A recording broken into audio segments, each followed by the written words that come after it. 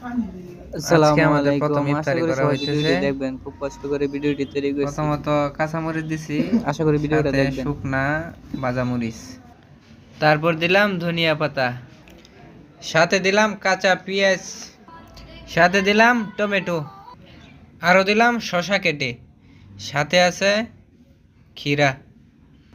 এখন একটু লবণ দিয়ে মাখিয়ে নেব।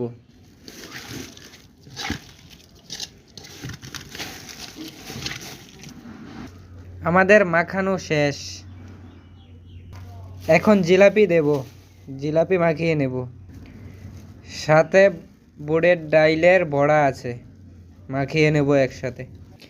জিলাপি এবং ডাইলের বড়া একসাথে মিশানো হয়ে গেছে। এখন ছানাপুর দিব, দেও। সব কিছু একসাথে মিশিয়ে নেব এখন।